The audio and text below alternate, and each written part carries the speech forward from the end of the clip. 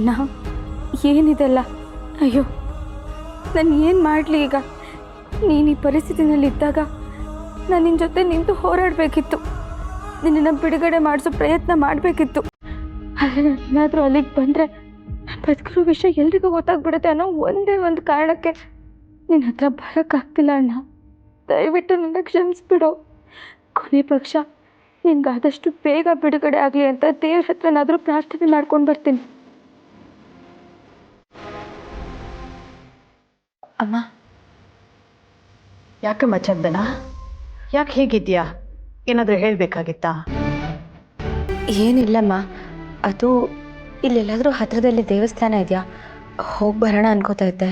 ಹಾಂ, ಇಲ್ಲಿ ಪಕ್ಕದ ಬೀದಿಲಿ ಒಂದು ದೇವಸ್ಥಾನ ಇದೆ. ನಾವೇನು ಕೇಳ್ಕೊಂಡ್ರು ನೆರವೇರುತ್ತಂತೆ. ನೀನು ಬೇಕಾದರೆ ಅಲ್ಲಿ ಹೋಗ್ಬಾ, ಒಳ್ಳೇದಾಗುತ್ತೆ. ತನೋರೆ, ನೀವು ಬರ್ತೀರಾ? ಅಯ್ಯೋ, ನೀವು ಕರೆಯೋದು ಹೆಚ್ಚ, ನಾನು ಬರೋದು ಹೆಚ್ಚ. ನಡೀರಿ ಹೋಗೋಣ. ಆದ್ರೆ ನಂದೊಂದು ಕಂಡೀಷನ್. ಕಂಡೀಷನ್ನ? ಏನು? ದೇವ್ರ ಹತ್ರ ನಂದೊಂದು ಅಪ್ಲಿಕೇಶನ್ ಇದೆ, ಗೊತ್ತಲ್ಲ ನಮ್ಮ ಹುಡುಗನ ಬಗ್ಗೆ. ತರ್ಲೆ, ಹೋಗ್ಬಿಟ್ಟು ಬನ್ನಿ. ಹುಷಾರು. ಬಾಯ್ ಅತ್ತೆ.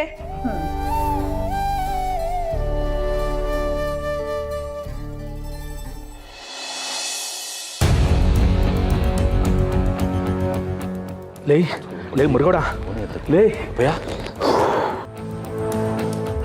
ಏನಾಯ್ತಪ್ಪಯ್ಯ? ಲೇ ಮರ್ಗೋಡ, ಇದೇನಲ್ಲ ಇದು ಹೊಸ ತಲೆನೋವು. ಲೇ ಆಕ್ಸಿಡೆಂಟ್ ಆಗಿತ್ತಲ್ಲ ಗಾಡಿ, ಅದನ್ನ ನನ್ನ ಮಣ್ಣಲ್ಲಿ ಊತಾಕ್ಸಿದೆಕಲ್ಲ, ಈಗ ಅದಲ್ಲಿ ನಿಲ್ಲಕಲ್ಲ, ಎಲ್ಲಿಲ್ಲ ಹೋಯ್ತು? ಅಪ್ಪಯ್ಯ, ನೀವೇನು ಟೆನ್ಷನ್ ಮಾಡ್ಕೋಬೇಡಿ. ಅದನ್ನ ಅಲ್ಲಿಂದ ತೆಗ್ಸಿ ಯಾರಿಗೂ ಅನುಮಾನ ಬರ್ದಿರೋ ಜಾಗದಲ್ಲಿ ಬಚ್ಚಿಡ್ಸಿವ್ನಿ. ಲೇ ಮರ್ಗೋಡ, ಸಬ್ಬಾಸ್ಕಲ್ಲ ಲೈ, ಒಳ್ಳೆ ಕೆಲಸ ಮಾಡ್ಬೇಕಲ್ಲ. ಒಟ್ಟಿನಲ್ಲಿ ಯಾರಿಗೂ ಅನುಮಾನ ಬರ್ದೆ ಹೋದ್ರೆ ಆಟೆ ಸಾಕಲ್ಲ. ಕಣಪ್ಪಯ್ಯ, ಅಪ್ಪಯ್ಯ, ಈ ಕೇಸ್ ಒಂದು ಮುಗಿದ್ಬಿಡ್ಲಿ, ಆಮೇಲೆ ಆ ಗಾಡಿನ ಎಲ್ಲನೂ ಬಿಚ್ಚಿಸ್ಬಿಟ್ಟು ಗುಜ್ರಿಗೆ ಹಾಕಿಸ್ಬಿಡ್ತೀನಿ. ಅಲ್ಲ ಕಣ, ಇದೇನಲ್ಲ ಅದು ಈ ನಡುವೆ ಈಟೊಂದು ತಲೆ ಓಡಿಸ್ತಾ ಇದೆಯಾ? ಅಪ್ಪಯ್ಯ ನೀವು ಒಳ್ಳೆ ಕೆಲಸ ಕಲ. ಒಟ್ಟಿನಲ್ಲಿ ಕೆಲಸ ಮುಗಿಸ್ಕೊಂಡು ತಲೆ ತೊಳ್ಕೊಂಬಿಟ್ರೆ ಸಾಕು ನಾವು. ಏನದು? ಏನೋ ಗಾಡಿ ತಲೆ ತೊಳ್ಕೊಬೇಕು ಅಂತ ಏನೇನೋ ಮಾತಾಡ್ತಿದ್ದೀರಾ, ಏನು ವಿಷಯ? ಏನಿಲ್ಲ ಕಣವ, ಅಪ್ಪಯ್ಯ ಒಂದು ಹೊಸ ಕಾರ್ ತಗೊಳಮ್ಮ ಅಂತಿದ್ರು, ಅದ್ರ ಬಗ್ಗೆನೇ ಏನೋ ಡಿಸ್ಕಷನ್ ಮಾಡ್ತಾ ಇದ್ವು. ಹೂ ಕಣಮ್ಮೆ, ಇನ್ನೊಂದು ಹೊಸ ಕಾರ್ ತಗೋಬೇಕು ಅಂತ ಹೇಳಿರ್ಲಿಲ್ವೇ, ಅದ್ರ ವಿಷಯವಾಗೇ ಮಾತಾಡ್ತಿದ್ವಿ, ಬೇರೆ ಇನ್ನೇನು ಇಲ್ಲ. ಆಟೆಯ ಅಲ್ಲ ರೀ, ಮನೇಲೆ ಇಷ್ಟೊಂದು ಕಾರಿದೆ, ಹಾಂ, ಈ ಕಾರ್ ತಗೋಬೇಕಾ? ಅದು ಈ ಪರಿಸ್ಥಿತಿಯಲ್ಲಿ ಕೇಸು ಅದು ಇದು ಅನ್ನೋ ಟೈಮಲ್ಲಿ ಈಗ ಬೇಕೇನ್ರಿ ಕಾರು? ಓ, ಅದು ಹಂಗಲ್ಲ ಕಣವ, ಟ್ಯಾಕ್ಸ್ ಅವಾಯ್ಡ್ ಮಾಡಕ್ಕೆ ಕಣವ. ಹೂಕಲ್ಲ ಲೇ ಮರುಗಡ, ಅದು ನಿಮ್ಮ ಅವ್ವಂಗೆ ಅದೆಲ್ಲ ಅರ್ಥ ಆಗಕ್ಕಿಲ್ಲ. ಸುಮ್ಕಿಲ್ಲ, ನಾವು ತಗೊಳಮ್ಮ. ಅಪ್ಪಯ್ಯ, ನಂಗೋಸಿ ಪಾರ್ಟಿ ಆಫೀಸಲ್ಲಿ ಕೆಲಸ ಅದೇ, ನಾನು ಒಂಚೂರು ಮುಗಿಸ್ಬಿಟ್ಟು ಬರ್ತೀನಿ. ಫಸ್ಟ್ ಆ ಕೆಲಸ ನೋಡೋ ಅದೇನು ಅಂತ. ಏನಾದರೂ ಮಾಡ್ಕೊಳ್ಳಿ, ನನ್ನ ಮಾತೇನು ಕೇಳಲ್ಲ ಅಂತ ನನಗೆ ಗೊತ್ತು, ಆದರೂ ನಾನು ಹೇಳ್ತೀನಿ.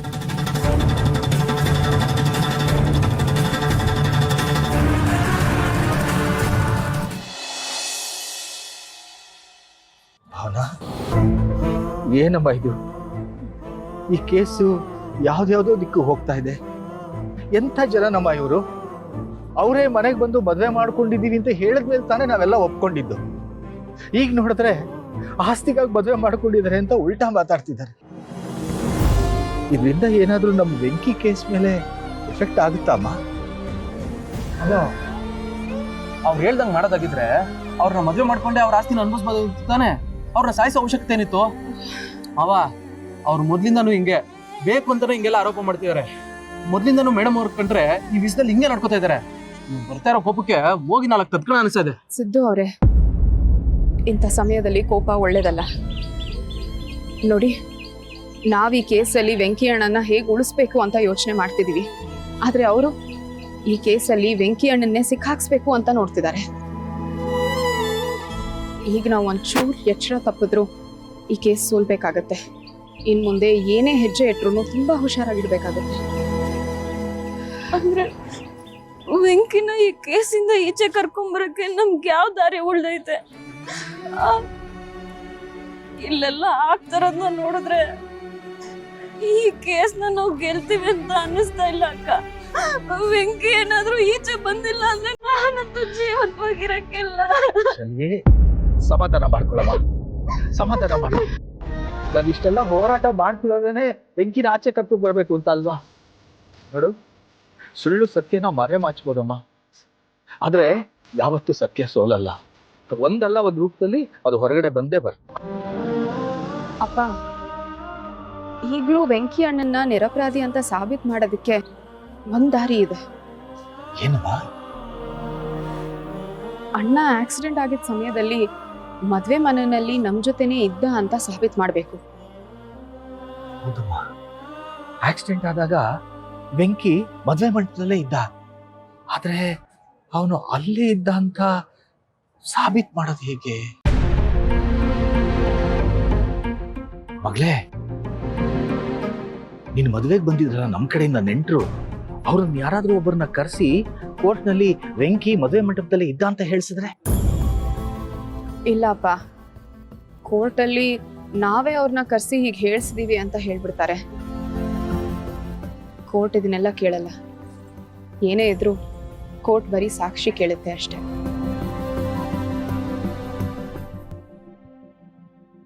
ಅಂತ ಸಾಕ್ಷಿನ ಈಗ ಎಲ್ಲಿ ಹುಡ್ತೀರ ಮೇಡಮ್ ಅವರೇ?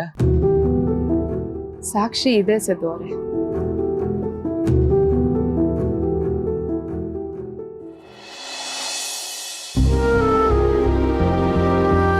ತಗೊಳ್ರಿ. ಈ ಕಾಫಿ ಬದಲು ಒಂದು ದೊಡ್ಡ ವಿಷಯನಾದ್ರೂ ಕೊಡು, ಕುಡ್ದು ನೆಗೆದು ಬಿದ್ದು ಹೋಗ್ತೀನಿ ಅದ್ರ. ಯಾಕ್ರಿ ಏನೇನೋ ಮಾತಾಡ್ತಿದ್ದೀರಾ? ನೆಗೆದು ಬೀಳೋ ಅಂಥದ್ದು ಏನಾಗಿದೆ ಈಗ? ನನಗೇನು ಆಗಿಲ್ಲ, ಆಗಿದ್ದೆಲ್ಲ ನಿಮ್ಮ ಮಾವಗೆ. ಕೋರ್ಟಿಗೆ ಹೋಗ್ಬೇಡಿ ಅಂತ ಹೇಳಿದ್ದೀನಿ ತಾನೆ, ಮತ್ತೆ ಯಾಕೆ ಅವ್ರು ಎಲ್ಲಿಗೆ ಹೋಗಿದ್ದಾರೆ? ನಿಮಗೆ ಇಷ್ಟ ಅಲ್ಲ ಅಂದರೆ ನೀವು ಸುಮ್ಮನಿದ್ಬಿಡಿ. ಅದು ಬಿಟ್ಟು ಮಾವನ ಹತ್ರ ಅಲ್ಲಿಗೆ ಹೋಗ್ಬೇಡ, ಇಲ್ಲಿಗೆ ಹೋಗ್ಬೇಡ, ಅದು ಮಾಡಬೇಡ, ಇದು ಮಾಡಬೇಡ, ಇದನ್ನೆಲ್ಲ ಹೇಳೋದಕ್ಕೆ ನಿಮ್ಗೆ ಏನ್ರಿ ಹಕ್ಕಿದೆ? ನನಗೆ ಹಕ್ಕಿದೆ ಕಣ, ನಾನು ಅವ್ರ ಮಗ, ಅದಕ್ಕೆ ಹೇಳ್ತೀನಿ. ಮಾಡೋಕ್ಕೇನು ಕೆಲಸ ಇಲ್ಲ, ಮೈ ದುಡಿಯೋಷ್ಟು ಕೆಲಸ ಇದ್ದಿದ್ರೆ ಹೀಗೆಲ್ಲ ಆಗ್ತಿರ್ಲಿಲ್ಲ. ಬೆಳಿಗ್ಗೆ ಹೇಳ್ತಾರೆ, ಅಲ್ಲಿಗೆ ಹೋಗ್ತಾರೆ, ಇನ್ನೇನು ಮಾಡ್ತಾರೆ? ನೀನು ಸಪೋರ್ಟ್ ಬೇರೆ ಮಾಡ್ತಿದ್ಯಾ ಅದಕ್ಕೆ. ಇಂಥ ಸಮಯದಲ್ಲಿ ಮಾವನಿಗೆ ಸಪೋರ್ಟ್ ಮಾಡೋದು ನನ್ನ ಕರ್ತವ್ಯ ಅಂದ್ಕೊಂಡು ಮಾಡ್ತಾ ಇದ್ದೀನಿ ರೀ ನಾನು. ನನಗೆ ಕೋರ್ಟ್ಗೆ ಹೋಗೋಕ್ಕಂತೂ ಬಿಡ್ತಾ ಇಲ್ಲ ನೀವು. 4 ಸಾಂತ್ವನದ ಮಾತುಗಳನ್ನ ಆಡಬೇಡ ಅಂದರೆ ಹೇಗೆ ಹೇಳಿ? ಪಾಪ ಮಾವ ಊಟ ತಿಂಡಿ ಎಲ್ಲ ಬಿಟ್ಟು ಬೆಂಕಿನ ಕಾಪಾಡ್ಕೊಳ್ಳೋದಕ್ಕೋಸ್ಕರ ಹೋರಾಡ್ತಾ ಇದ್ದಾರೆ. ಇದ್ಯಾವುದೋ ನಿಮ್ಮ ಕಣ್ಣಿಗೆ ಕಾಣಲ್ಲ ಅಲ್ಲ? ನೋಡೇ, ಕೆಲವು ಟೈಮ್ನಲ್ಲಿ ನಾವು ಧೃತರಾಷ್ಟ್ರನ ಥರ ಕುರುಡಾಗಿರ್ಬೇಕಾಗತ್ತೆ, ಇಲ್ಲಾಂದ್ರೆ ಎಲ್ಲದನ್ನು ಕಳ್ಕೊಂಡ್ಬಿಡ್ತೀವಿ ಅಷ್ಟೇ. ಆ ಬೆಂಕಿ ಹೊರಗೆ ಬಂದು ಏನು ಮಾಡಬೇಕಾಗಿದೆ, ಏನು ಲಾಭ ಇದೆ? ಜೈಲಲ್ಲೇ ಕೊಳೆಲಿ ಬಿಡು. ಆಹಾ, ಮುತ್ತನಂತ ಮಾತಾಡ್ಬಿಟ್ರಿ ನೀವು. ಲಾಭ ಅಂತೆ ಲಾಭ. ಬೆಳಗಿಂದ ಸಂಜೆವರೆಗೂ ಯಾವ್ಯಾವ್ದ್ರಲ್ಲಿ ಲಾಭ ಸಿಗುತ್ತೆ ಅಂತ ಲೆಕ್ಕ ಮಾಡ್ತಾ ಕೂತ್ಕೊಳ್ಳಿ. ನಿಮ್ಗೆ ಅದೇ ಕೆಲಸ ಅಲ್ಲ. ನೋಡ್ರಿ, ನೀವು ಒಪ್ಕೋತಿರೋ ಬಿಡ್ತಿರೋ, ಬೆಂಕಿ ಈ ಮನೆಗೆ ಹಿರಿಮಗ. ಮನೆ ಮಗ ಕಷ್ಟದಲ್ಲಿದ್ದಾಗ ನಾವು ಕಾಪಾಡ್ಕೋಬೇಕು. ಮತ್ತೆ ಮತ್ತೆ ಅದನ್ನೇ ಹೇಳ್ತೀಯಲ್ಲ, ನಾವು ಯಾಕೆ ಅವನನ್ನು ರಕ್ಷಿಸ್ಕೋಬೇಕು? ನೀವು ಓಡಾಡ್ಬಿಟ್ರೆ ಅವ್ನು ಆಕ್ಸಿಡೆಂಟ್ ಮಾಡಿದ್ದು ಸುಳ್ಳು ಅಂತ ಪ್ರೂವ್ ಆಗ್ಬಿಡುತ್ತಾ? ಅವನು ಆಕ್ಸಿಡೆಂಟ್ ಮಾಡಿದ್ದನ್ನು ನೀವು ನೋಡಿದ್ದೀರೇನ್ರಿ? ನಿಮ್ಗೆ ಅವನ ಮೇಲೆ ನಂಬಿಕೆ ಇಲ್ಲದೆ ಇರ್ಬೋದು, ಆದರೆ ವೆಂಕಿ ಯಾವುದೇ ತಪ್ಪು ಮಾಡಿಲ್ಲ ಅಂತ ನಮ್ಮೆಲ್ರಿಗೂ ನಂಬಿಕೆ ಇದೆ.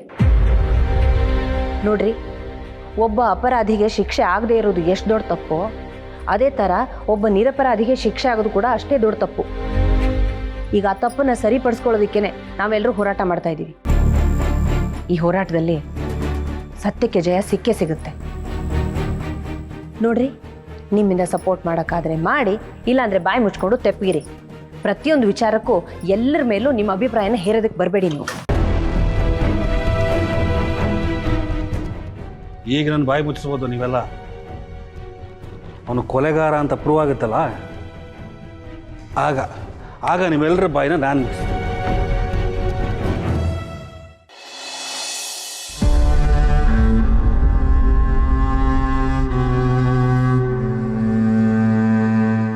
ತಗೊಳ್ಳಿ ಮಜ್ಜಿಗೆ. ಎಲ್ಲಿ ತನು ಮತ್ತೆ ಚಂದನ ಇಬ್ರು ಕಾಣಿಸ್ತಾ ಇಲ್ಲ? ಅವರಿಬ್ರು ದೇವಸ್ಥಾನಕ್ಕೆ ಹೋಗಿದ್ದಾರೆ.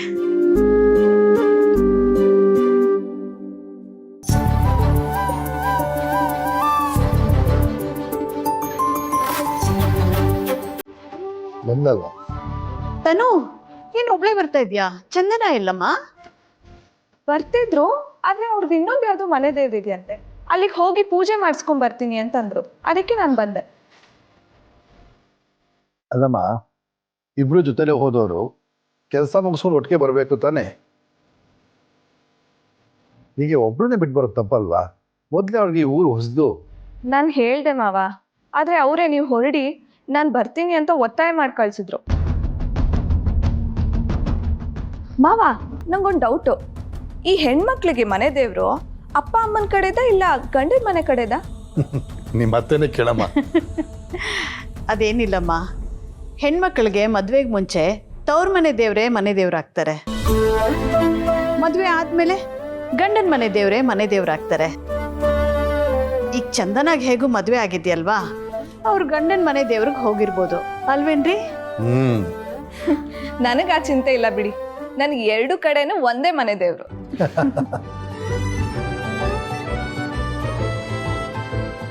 ಅತ್ತೆ, ನನ್ಗೊಂದು ಲೋಟ ಮಜ್ಜಿಗೆ ಮಾಡ್ಕೊಡಿ. ತರ್ತೀನಿ.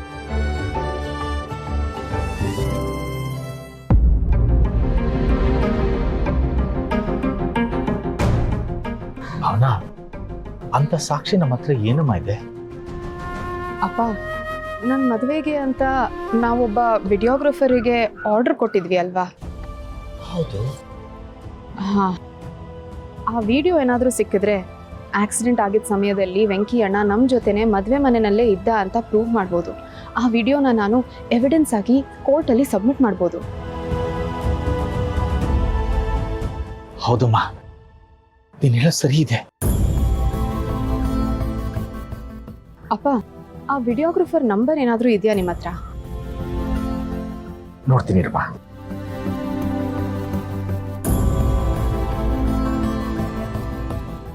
ಇದೆ ಅಮ್ಮ, ರಿಂಗ್ ಆಗ್ತಾ ಇದೆ.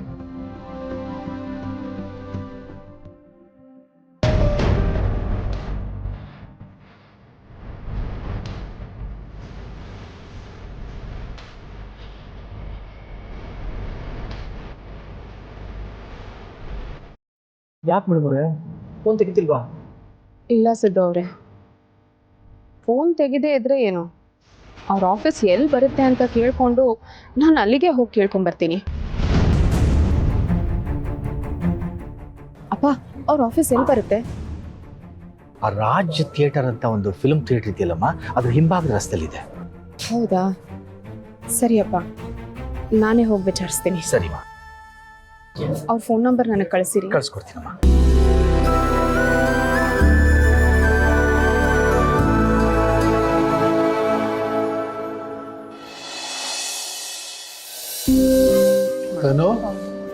ಚಂದನ ಇಲ್ಲಮ್ಮ, ಬರಲೇ ಇಲ್ಲ.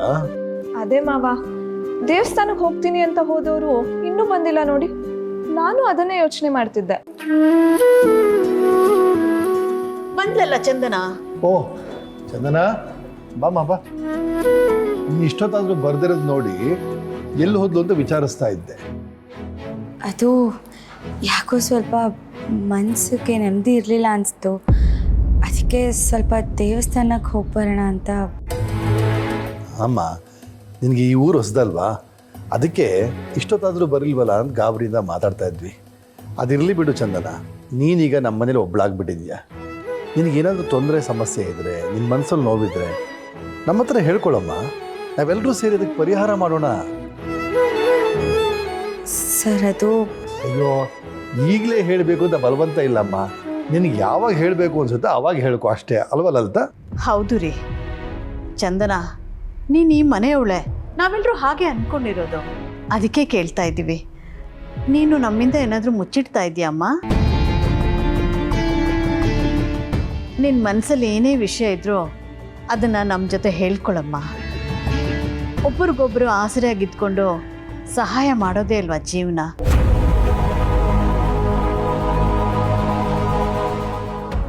ಚಂದನ ಅವರೇ, ಅತ್ತೆ ಮಾವ ಕೇಳ್ತಿದಾರಲ್ವಾ, ಹೇಳಿ ಅದೇನು ನಿಮ್ಮ ಮನಸ್ಸಲ್ಲೇ ಇಟ್ಕೊಂಡು ಒದ್ದಾಡ್ತಿದ್ದೀರಾ ಅಂತ. ನೀವು ಹೇಳಿದ್ರೆ ನಾವೆಲ್ಲ ಸೇರ್ಕೊಂಡು ಸಾಲ್ವ್ ಮಾಡ್ಬೋದಲ್ವಾ? ಆ ಥರ ಎಲ್ಲ ಏನೂ ಇಲ್ಲ. ಏನಾದರೂ ಇದ್ರೆ ಹೇಳ್ತೀನಿ ಸರ್. ಸರಿಯಮ್ಮ, ನಾವು ಬಲವಂತ ಮಾಡಲ್ಲ. ನಿನಗೆ ಯಾವಾಗ ಹೇಳಬೇಕು ಅನ್ಸುತ್ತೋ ಆಗಲೇ ಹೇಳು. ಸರಿ ಸರ್. ಅಡುಗೆ ಮನೇಲಿ ಕೆಲಸ ಇದೆ, ನಾನು ಹೋಗ್ತೀನಿ. ನೋಡು ತಾಯಿ,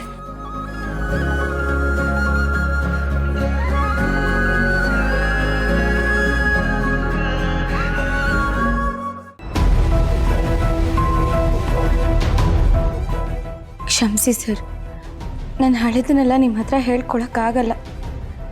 ಅಕಸ್ಮಾತ್ ಹೇಳಿಬಿಟ್ರೆ ನಾನು ಇಲ್ಲಿರೋದಕ್ಕಾಗಲ್ಲ.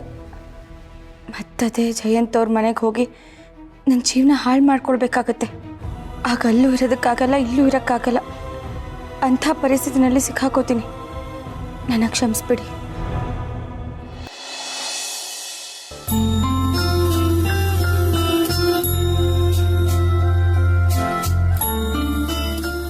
Excuse me. ಮೇಡಮ್ ಬನ್ನಿ ಕೂತ್ಕೊಳ್ಳಿ.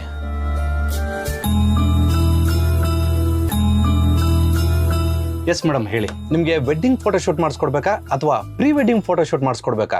ಸುತ್ತಮುತ್ತ ಏರಿಯಾದಲ್ಲಿ ನಮ್ದೇ ಬೆಸ್ಟ್ ಸ್ಟುಡಿಯೋ ಮೇಡಮ್. ನಿಮಗೆ ಅದ್ಭುತವಾಗಿ ಫಸ್ಟ್ ಕ್ಲಾಸ್ ಆಗಿ ಕೆಲಸ ಮಾಡ್ಕೊಡ್ತೀವಿ. ಅಷ್ಟೇ ಅಲ್ಲ, ಡಿಸ್ಕೌಂಟ್ ಕೂಡ ಮಾಡ್ಕೊಡ್ತೀವಿ. ಹಾಂ, ಅದೆಲ್ಲ ಇರಲಿ ಸರ್. ಅದು ನಿಮ್ಮಿಂದ ಒಂದು ಸಹಾಯ ಆಗಬೇಕಿತ್ತು. ಸಹಾಯನಾ? ಏನು ಹೇಳಿ ಮೇಡಮ್. ನನ್ನ ಮದುವೆ ಡಿಸೆಂಬರ್ 20ನೇ ತಾರೀಕಿಗೆ ಸೆಟ್ ಆಗಿತ್ತು. ಅದರದ್ದು ಫೋಟೋ ವಿಡಿಯೋ ಆರ್ಡರ್ ಎಲ್ಲ ನಿಮ್ಮ ಸ್ಟುಡಿಯೋಕ್ಕೆ ಕೊಟ್ಟಿದ್ವಿ. ಅದ್ರ ವಿಡಿಯೋ ಏನಾದರೂ ಸಿಗ್ಬೋದಾ ಅಂತ ಕೇಳಕ್ಕೆ ಬಂದೆ. ಮೇಡಮ್ ಡೇಟ್ ಏನಂದ್ರೆ? ಡಿಸೆಂಬರ್ 20ನೇ ತಾರೀಕು. ಡಿಸೆಂಬರ್ 20ನೇ ತಾರೀಕು. ಯಾವ ಕಲ್ಯಾಣ ಮಂಟಪ ಮೇಡಮ್? ಗಾಯತ್ರಿ ಕಲ್ಯಾಣ ಮಂಟಪ. ಓ, ಮದುವೆ ನಿಂತೋಗಿತ್ತಲ್ಲ ಅದೇನಾ? ಹಾಂ ಸರ್, ಅದೇ. ಎಸ್ ಮೇಡಮ್, ಮದುವೆ ನಿಂತು ಹೋಗಿತ್ತಲ್ಲ, ಮದುವೆ ನಿಂತು ಹೋದ್ಮೇಲೆ ಆ ಫೋಟೋಸು ಮತ್ತು ವಿಡಿಯೋ ಫುಟೇಜು ನಮ್ಮ ಹತ್ರನೇ ಇತ್ತು. ಇನ್ಫ್ಯಾಕ್ಟ್ ಯಾರು ಬಂದು ಕಾಂಟ್ಯಾಕ್ಟೇ ಮಾಡಲಿಲ್ಲ ಮೇಡಮ್. ಅಟ್ಲೀಸ್ಟ್ ಪೇಮೆಂಟ್ ಆದರೂ ಕ್ಲಿಯರ್ ಮಾಡಿದ್ದಿದ್ರೆ ನಾವು ಫೋಟೋಸು ಮತ್ತು ವಿಡಿಯೋ ಫುಟೇಜ್ನ ಅವ್ರ ಮನೆಗೆ ಬಂದು ತಲುಪಿಸ್ತಾ ಇದ್ವಿ. ಆದರೆ ಯಾರೂ ನಮ್ಮನ್ನು ಕಾಂಟ್ಯಾಕ್ಟ್ ಮಾಡಲಿಲ್ಲ. ಅಡ್ವಾನ್ಸ್ ಕೂಡ ಕಡಿಮೆನೇ ಕೊಟ್ಟಿದ್ರು ಮೇಡಮ್. ಹಾಗಾಗಿ ಸಿಸ್ಟಮಲ್ಲಿ ಏನಕ್ಕೆ ವೇಸ್ಟ್ ಫುಟೇಜ್ ಅಂತ ಡಿಲೀಟ್ ಮಾಡಿಬಿಟ್ಟಿವಿ ಮೇಡಮ್.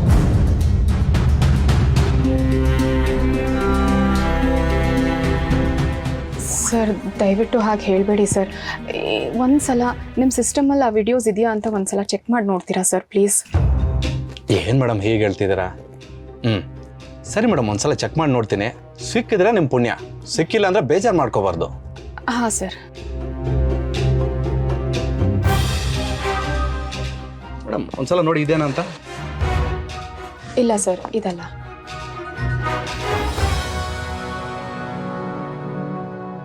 ಮೇಡಮ್ ಇದೇನಾದ್ರು? ಇಲ್ಲ ಸರ್. ಮೇಡಮ್ ಸಿಸ್ಟಮಲ್ಲಿರೋ ಎಲ್ಲ ಫೋಟೋಸ್ನೂ ಚೆಕ್ ಮಾಡಾಯಿತು. ಮೋಸ್ಟ್ಲಿ ಅದು ಸಿಗೋ ಸಾಧ್ಯತೆ ಇಲ್ಲ ಮೇಡಮ್, ಡಿಲೀಟ್ ಆಗಿರಬೇಕು. ಸರ್, ಈ ಸಿಸ್ಟಮ್ ಬಿಟ್ಟು ಬೇರೆ ಯಾವುದಾದ್ರೂ ಸಿಸ್ಟಮಲ್ಲಿ ಇದೆಯಾ ಅಥವಾ ಯಾವುದಾದ್ರೂ ಹಾರ್ಡ್ ಡ್ರೈವಲ್ಲಿ ಇದೆಯಾ ಅಂತ ಒಂದ್ಸಲ ಚೆಕ್ ಮಾಡಿ ನೋಡ್ತೀರಾ? ಮೇಡಮ್ ಆ್ಯಕ್ಚುಲಿ ನಮ್ಮ ಸ್ಟುಡಿಯೋದಲ್ಲಿ ತೆಗೆಯೋ ಎಲ್ಲ ಫೋಟೋಸು ಮತ್ತು ವೀಡಿಯೋಸು ಈ ಸಿಸ್ಟಮಲ್ಲೇ ಸ್ಟೋರ್ ಮಾಡಿರ್ತೀವಿ.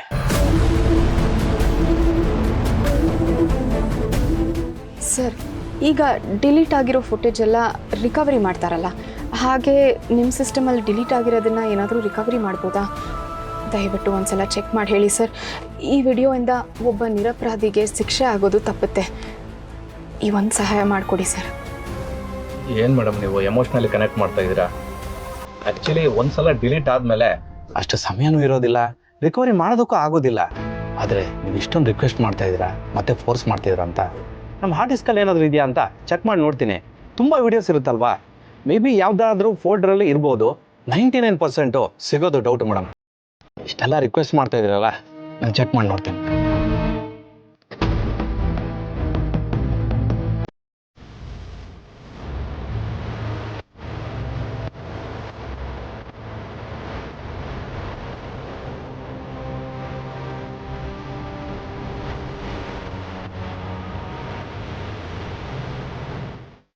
ಇದೇನಾದ್ರು ನೋಡಿ ಮೇಡಮ್? ಇಲ್ಲ ಸರ್.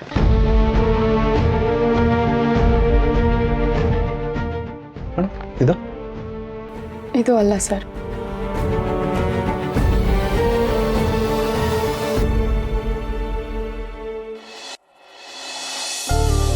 ಮಾವ, ಹಾಗಿದ್ರೆ ಆ ವಿಡಿಯೋ ಸಾಕ್ಷ್ಯ ಸಿಕ್ಬಿಟ್ರೆ ನಮ್ಮ ವೆಂಕಿ ಯಾವುದೇ ಆಕ್ಸಿಡೆಂಟ್ ಮಾಡಿಲ್ಲ ಅಂತ ಸಾಬೀತಾಗ್ಬಿಡುತ್ತಾ? ಗೊತ್ತಿಲ್ಲಮ್ಮ, ಅದು ಯಾವುದೋ ಹಳೆ ವಿಡಿಯೋ, ಅದೆಲ್ಲಿದೆಯೋ, ಅದು ಸಿಗುತ್ತೋ ಸಿಗಲ್ವೋ ಅದು ಗೊತ್ತಿಲ್ಲ. ಅಯ್ಯೋ ದೇವರು, ಹಾಗಿದ್ರೆ ಮುಂದೇನು ಮಾಡೋದು ಮಾವ? ಏನೂ ತೋಚ್ತಾ ಇಲ್ಲಮ್ಮ. ನಾವು ಯಾವ ಜನ್ಮದಲ್ಲಿ ಯಾರಕ್ಕೆ ಕಷ್ಟ ಕೊಟ್ಟಿದ್ನೋ ಏನೋ, ಈ ಜನ್ಮದಲ್ಲಿ ನಮಗಿದೆಲ್ಲ ಆಗ್ತಾ ಇದೆ. ಏನು ಮಾವ ನೀವು ನಮಗೆಲ್ಲ ಧೈರ್ಯ ಹೇಳೋ ನೀವೇ ಈ ರೀತಿ ಧೈರ್ಯ ಕಳ್ಕೊಂಡು ಕೂತ್ಕೊಂಡ್ಬಿಟ್ರೆ ಹೇಗೆ? ಏನೇ ಕಷ್ಟ ಬಂದರೂ ಧೈರ್ಯವಾಗಿ ಎದುರಿಸ್ಬೇಕು ಅಂತ ನೀವು ತಾನೇ ಹೇಳ್ತಿದ್ದಿದ್ದು. ಹೇಳೋ ಸುಲಭ ಅಮ್ಮ, ಆದರೆ ಈಗ ನಡ್ಕೊಳ್ಳೋದು ಕಷ್ಟ ಆಗ್ತಾ ಇದೆ. ಇಂಥ ಸಮಯದಲ್ಲಿ ಮಕ್ಕಳಾದರೂ ಒಂದು ಸ್ವಲ್ಪ ನನಗೆ ಸಹಾಯ ಮಾಡಿದರೆ ಹೇಗೋ ಎದುರಿಸ್ತಾ ಇದ್ದೆ. ಆದರೆ ಅವ್ರಿಗೆ ಇದ್ರ ಬಗ್ಗೆ ಚಿಂತೆನೇ ಇಲ್ಲ. ನಮ್ಮ ಅಣ್ಣ ಅಂತ ಬೇಡ, ಮಾನವೀಯತೆ ದೃಷ್ಟಿಯಿಂದ ಒಬ್ಬಂಗೆ ಅನ್ಯಾಯ ಆಗಿದೆ, ಅವನನ್ನು ಬಿಡಿಸ್ಬೇಕು ಅಂತನಾದರೂ ಇವ್ರು ಸಹಾಯ ಮಾಡ್ಬೋದಿತ್ತಲ್ವಾ? ಮಾವ, ಅವ್ರಗಳ ಬಗ್ಗೆ ನೀವು ಯೋಚನೆ ಮಾಡದೇ ಇರೋದೇ ಒಳ್ಳೇದು ಮಾವ. ಅವರೆಲ್ಲ ಒಂಥರ ಜಾಲಿ ಮರ ಇದ್ದಂಗೆ, ಹತ್ರ ಹೋದಂಗೂ ಮುಳ್ಳುಗಳು ಚುಚ್ಚುತ್ತೆಯೇ ಹೊರತು ಅವರಿಂದ ಯಾವುದೇ ಗಾಳಿ ನೆರಳು ಸಿಗಲ್ಲ.